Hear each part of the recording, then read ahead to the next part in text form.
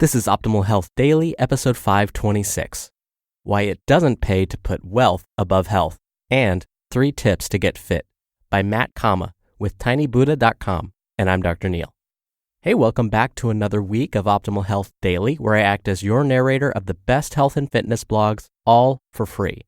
I cover fitness, nutrition, stress management, weight management, and lots more, just like an audiobook, but from a bunch of different authors.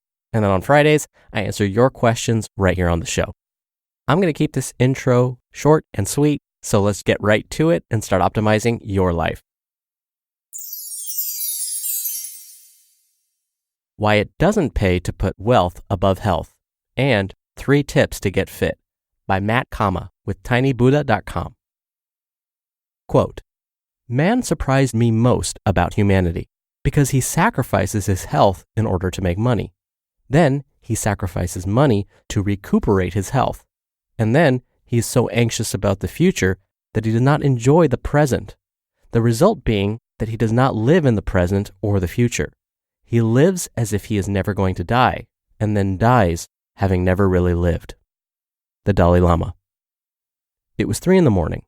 The mean, destructive words that someone had said to me back in high school were replaying in my mind like a broken record. "You're fat. Why are you swimming with your shirt on? Stop eating so much."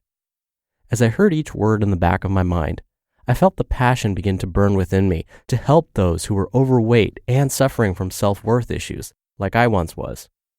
At 18 years old, I decided to open up my own fitness business. I had a burning desire to help others because I knew what it was like to feel worthless inside, to hate looking at yourself in the mirror, and to not be able to take your shirt off in front of people because you were embarrassed of your body. The desire was so intense that it had me getting up every morning at 3 a.m. to study, research, and work on my business. I was working at the gym, building my business from 5:30 a.m. to 9:30 p.m., 5 days a week. Other health coaches kept telling me, "Matt, you need to settle down. You're going to get burned out." But I thought I was Superman at the time, replying with comments like, "You just don't want this as bad as I do." Time went by, and at a young age, I thought I had everything. I was doing what I love, I was getting massive results from my health coaching clients, and I was earning high amounts of money. Business was great. But even though I felt I had everything, there was still one thing missing.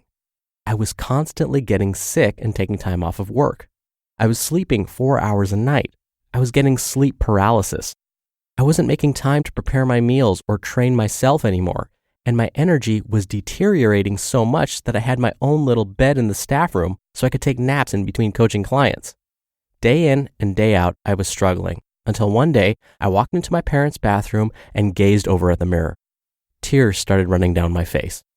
I slowly crouched down to the ground with both hands on my head. I was shocked at seeing how my own personal standards had dropped so much, to the point where I had gained back most of the body fat I'd once had. I suddenly realized that the thing I was missing was my health. The sadness quickly turned into anger burning within me.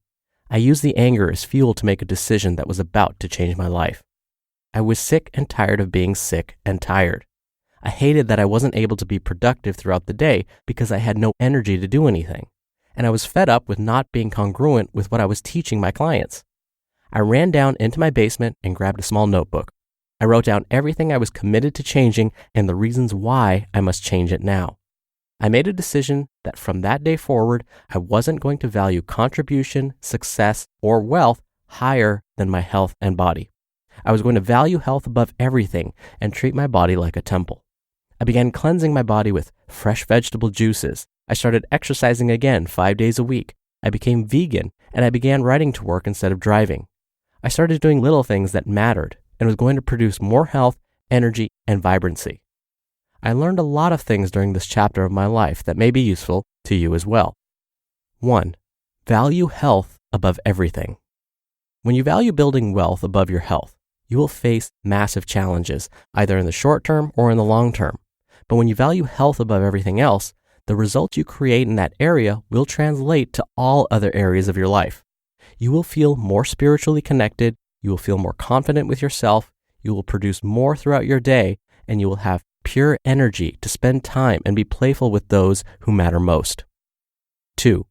Schedule, schedule, schedule. If you don't take time to schedule, it's most likely not going to happen. That was true for me. It might be helpful for you to take time on a Friday or Saturday to schedule when you will prepare your meals for the week, when you will eat, and when you will exercise, meditate, or do yoga. And 3, find an accountability partner or coach. Although I don't have a health coach, I learned the importance of connecting with someone with higher standards than you in the area you're trying to improve. I actually had an accountability phone call on a Monday morning where a friend and I would exchange our goals for the week. Our goals range from running half an hour 5 days a week to having a green vegetable juice and salad every day. We attached consequences to not following through by making a commitment to each other that we would do 100 squat thrusts if we didn't accomplish those goals we set out. Ouch. Jim Rohn once said, quote, "Take care of your body. It's the only place we have to live in." End quote. My only hope is that you take his advice and the lessons I've learned and start applying them to your life. You just listened to the post titled, "Why It Doesn't Pay to Put Wealth Above Health," and 3 Tips to Get Fit by Matt Cama with tinybuddha.com. Back when I first started counseling patients, I would hear this excuse a lot. I just don't have the time or the money right now. I can't do the things that you're recommending. I can't spend time working out because then I won't have enough money for my family. Or I can't plan my meals because then I'll have to sacrifice time doing fill in the blank. And early on in my career, I was a little bit more blunt with people. And so at that time, I would say something like, well, do you want to make the time for it now or end up paying for it later? And what I meant by that was, if you take care of your body now and make those little, what seem to be sacrifices, but aren't really, if you make the time for those things now, you're going to save money later, you're going to save time later, save heartache later, and then you'll hopefully have more time with those that you love. Because if you commit now, if you try and eat healthfully or nutritiously most days of the week, if you try and exercise in some capacity most days of the week, you'll hopefully reduce your risk for chronic disease later in life, allowing you to have more quality years on this planet and more time with your loved ones. But I know it's hard to think that far ahead.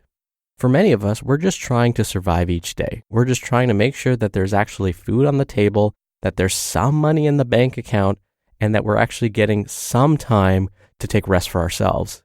And so exercise, planning meals, those things aren't a priority. And I get it. Remember, I was there too. This isn't easy for me either. So I completely agree that scheduling, writing things down is one of the best ways to start. Even if you just plan one day, no, scratch that, one meal for just one day. That's a step in the right direction.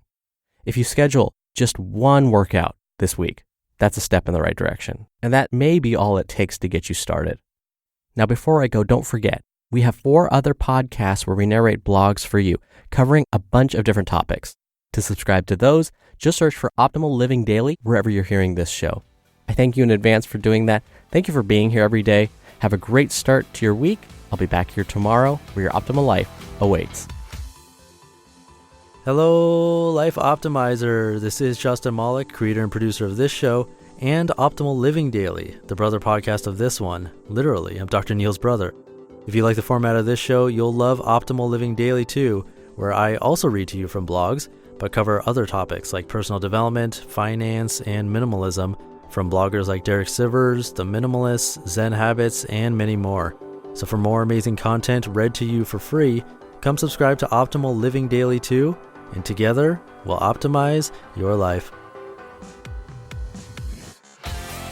You've been listening to Optimal Health Daily. Be sure to hit the subscribe button to stay up to date on each new episode, and head to oldpodcast.com. That's oldpodcast.com for a free gift, as well as more actionable tips and resources to help you maximize your potential. Thanks for joining us, and remember, your optimal life awaits.